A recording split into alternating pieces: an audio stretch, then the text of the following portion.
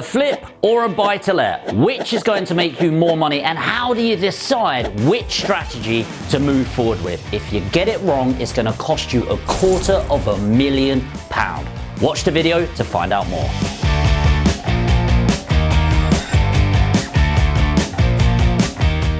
So buy-to-lets and flips are two incredibly popular strategies within property. You know, I'm a boring vanilla buy-to-let guy, but flips add an exciting option that we can look into. So just before we jump in, what exactly is a buy-to-let and what is a flip? A buy-to-let is a buy-to-let. You are buying a property. Usually there's an element of a small refurbishment, and then you are letting it out for a long-term residual rental return.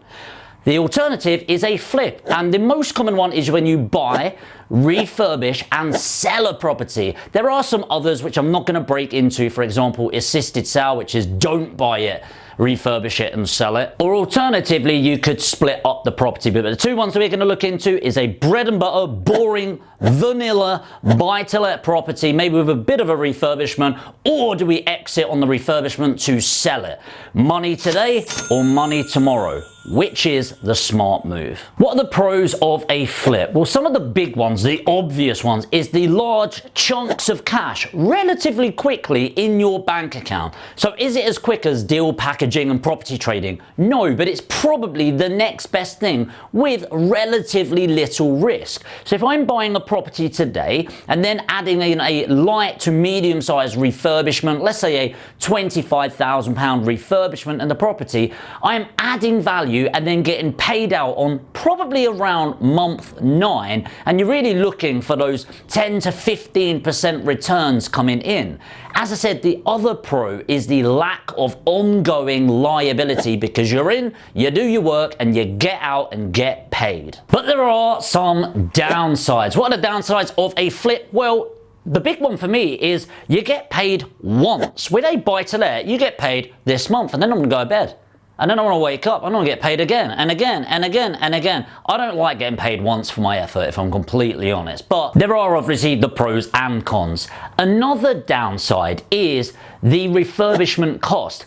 Most people, and I mean pretty much everyone in their first couple of years of property, seriously underestimate the timescales and of course the refurbishment cost. At the time of this video being recorded, the cost of refurb has gone up about 40% in the last year and a half, which is crazy. So if you're new to property and you started 1 year ago thinking this would be a 4-month turnaround, and then one thing after another causes it to be 8, 9, 10, 12, 18 months later because of the hold up, not only have you got the longer finance costs that are building up, you've also got the increase in labor and materials, and that nice 25 grand chunk quickly becomes 15, 10, 0, and you're paying out. What about a boring vanilla buy-to-let? Well, the pros that I see is the long-term residual or passive income. And I say passive because is it truly passive?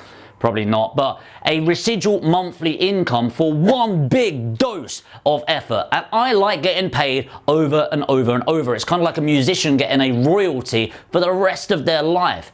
The other thing I really like is the likely capital growth. Now, long-term capital growth is it doubles every 10 years, give or take. But even if you said conservatively, we were looking at 4% capital growth, that is an insane amount of money, as you will find out later in this video. Another massive benefit of buy-to-let property is that you can be patient in the other ways that you can add value. For example, service accommodation wasn't around 10 years ago, but when it was coming in, you could look at your buy-to-let portfolio and go, hold on, there's two properties in particular which I can switch into an SA, service accommodation, and now make £2,000 every single month instead of the £300-400 net income. There's always a way to build on boring vanilla buy-to-let properties. But there are some downsides. The first of which, void periods. Grant Cardone said this really well. A single buy-to-let, the problem with it is you go from 100% occupancy to 0% occupancy. Not exactly a great ratio to be dealing with. Not only that, when it goes from 100% occupancy to 0, it's not just, oh man, I'm not getting the rent. Who do you think's liable for the bills? Who do you think's liable for the council tax? Who do you think's liable for the water bills? It is you. Not only that, you've got the liability of an empty property. You need to change your insurance over to show that it's vacant. What if somebody knows it's vacant and decides to break in and nick your copper? It's happened to me. And it's really poor. Suddenly your great investment is your biggest liability. The other big thing for me is the ongoing liability, and what I actually mean is the maintenance of the property and the risk attached to it. So maintenance of a property, you should be factoring in around 10%, 5 to 10% dependent on the area and the values of the property. Is it saying you're going to pay out every single day? No, but every 15 years, you're going to need to do a full refurbishment on the property, and people don't take account of that. What if a tenant smashes your boiler, smashes your walls in, smashes your doors in? It happens every now and then. Now, obviously, we go against that liability and do things to protect ourselves, but the issue is there. The other thing with the risk and ongoing risk is, what if you can turn into negative equity? Now again, if you buy a property with 25% deposit, 75% mortgage, you're very unlikely to come across any issues. But back in the day, before the 2007 crash, 2007-2008 crash, a lot of people were buying properties 100% loan to value, which is not smart. It's pretty stupid, by the way, but again, for another video. And then when the market crashed, the bank went, oh, by the way, there is a clause in this lending that if it goes below a certain value, you need to top that up. Oh, you don't have 20 grand lying around? Well, gonna be taking that property off of you now, whether you've been paying it or not. Nice one, bank. Do one. So by now it's pretty obvious you're comparing a long-term property investment to a short-term bank payout. But what exactly do the numbers look like? Let's look at a typical example with some typical numbers. You're about to see some of my perfect artwork. So we've got a buy-to-let property, as you can see. Traditional windows on this bad boy. Do you know what, Alex? I'm gonna make it 3D as well. Oh yeah. Pretty substantial house, I think you'd agree, housing all of these miniature individuals. They're happy to move in. So we'll say 100,000 purchase price. We're going to go for a £20,000 refurbishment and then 5,000 in costs. Now let's say we were going to sell this property, and I've increased the value of this property, and we're going to sell it for, let's say, 153,000. Pretty cool, right? Now you're going to have some selling costs on that of your solicitors. Let's make it easy and say 3,000.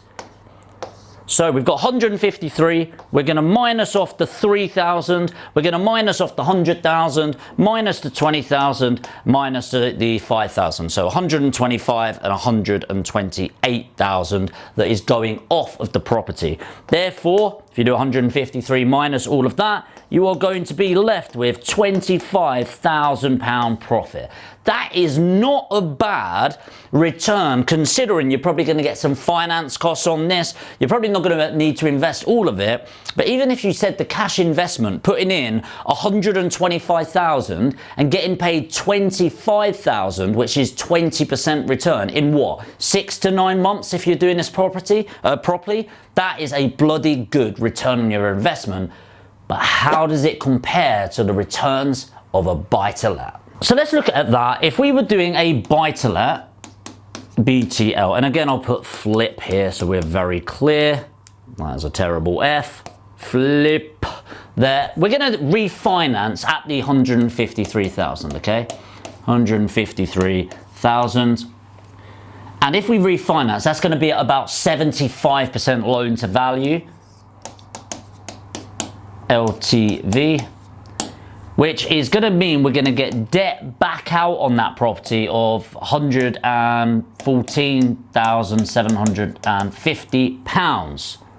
We are leaving that in. What does that mean? Well, there's money left in, right? So money left in. Money left in is going to be the full project cost, which we've agreed is 125,000. Let's assume we were all in with cash just to make this easy. So you've got 125,000 minus the 114,000, and that figure is going to tell you how much money you've left in after refinance. Well, the money left in is £10,250. Again, that's 125,000 minus 114,750 pound. Quick math. Okay, so that's cool. We're leaving that in. Now, obviously, you've got equity in that property as well, because yes, you've got the money left in there, but you've also got 28,000, which is the 153 minus the 125 in, £28,000 equity. That's not real money in your pocket, it's in the property. But we do know if we sold that, 3 grand of it would go in fees and you've got that. So on top of your money in, you've also got another 25 grand. Not too shabby, but out of the two of them, what one would you go for? I really think that's going to depend on your circumstance, right? Because if you've got a load of money in your bank already, if you've got a business, for example, that's earning you 50 grand a month, buying these flips and doing them, it's not that big of a deal. Maybe it's nice, maybe you churn them over, but if you've got not a lot of money, let's say you've got a couple of 100,000, maybe you want to churn it around a few times, maybe you want to get in some flips. That really is a personal choice. Where it becomes interesting for me is 5, 10, 15, 20 years, the legacy of what a buy-to-let really creates. So what does that look like? In order to look at this, you have to take account of capital growth or capital appreciation. Is capital growth guaranteed? Nah. However, it has been around since the Doomsday Book was in 1086, so around 1,000 years of evidence. And whilst the past isn't a guarantee of the future, I'd say 1,000 years is a fair indication. So let's be conservative with this. Normally it's doubling every 10 years, give or take. Let's say 4% a year. Now what's going to happen is 4% adds to 4%, adds to 4%. It's called compounding, right? So let's look at year 0 is obviously 153, but what about year 5? Year 10, year 15, and year 20. So the way that I'd work this out, if you're trying to do it on your calculator, you're going to times 153,000 times 1.04. That's going to give you 4% on top of it. And then you can do by the power of 5 if you want, or just click equals to the number of years that you're looking to compound against. So year 5, you're going to end up with 186,000. Give or take. That's a pretty big growth pattern, right? And what I want you to concentrate on is how it compounds to the next levels. So the next one, for example, you've got 226,000. Again, pretty cool growth, right? But what I'm really interested in is how it's scaling to the next level. And then you've got 275,000 and I believe 335,000, which I'll double check in a moment.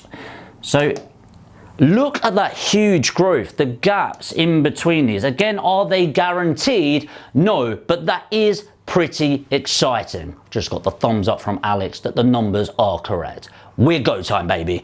But that's not it.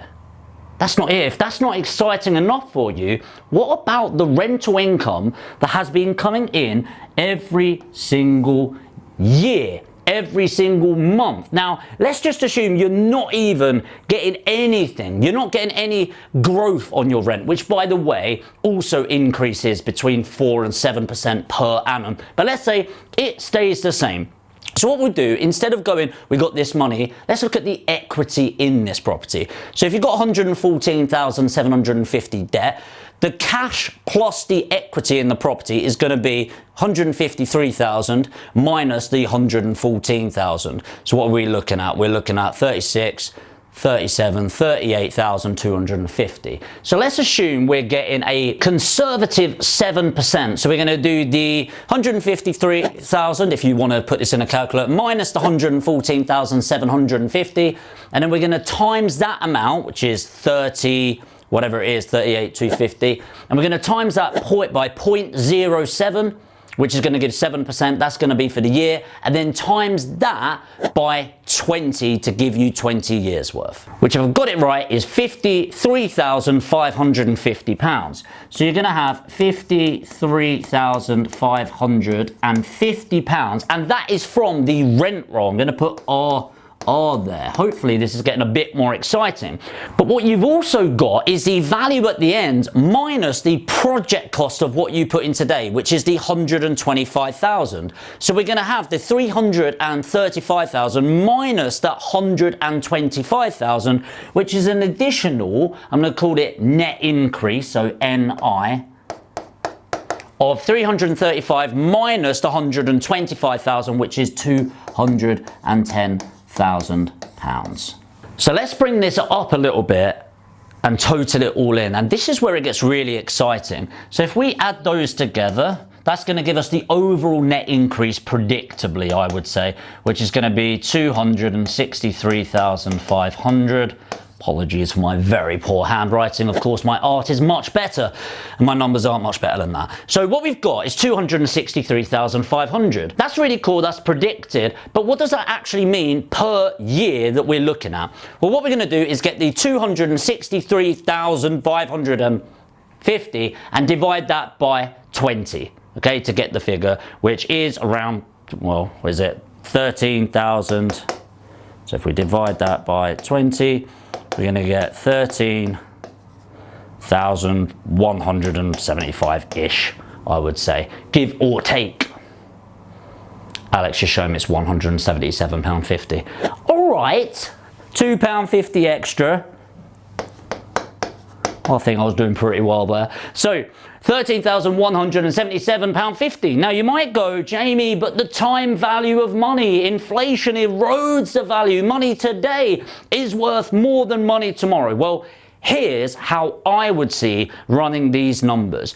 I would look at the £25,000 profit that I would get today, or that tomorrow here, or tomorrow being over 20 years, and I'd be asking myself, okay, if I invested 25 grand, and this is where my head goes, if I gave you £25,000 and you paid me back 13,750 every single year for the rest of my life, that is going to give me a 52.7% return on investment, or return on capital employed. So you need to ask yourself, what is good for you today? Because it's not as clear cut. For me, very obvious. Boring, vanilla, buy to let every single day. However, if I didn't have the money that I'm making now in my business, and I don't mean that in a braggy way, but I've got a constant flow of cash now. If I didn't have that, maybe if I only had 50, 60 grand to my name and no earning capabilities in a significant way, maybe I would look at churning this over a couple of times, because this only makes sense if I'm going to carry on doing it. So for me, it's the boring, vanilla buy to let, but it all is down to your current situation. Comment below, which are you, BTL or flip? There is no right answer. Explain your circumstances if you want. If you're new to the channel and you got value from this video, of course, hit that subscribe button and I'll see you in future videos. And if you got value from this, make sure to lightly destroy the like button on your way to watching this next video.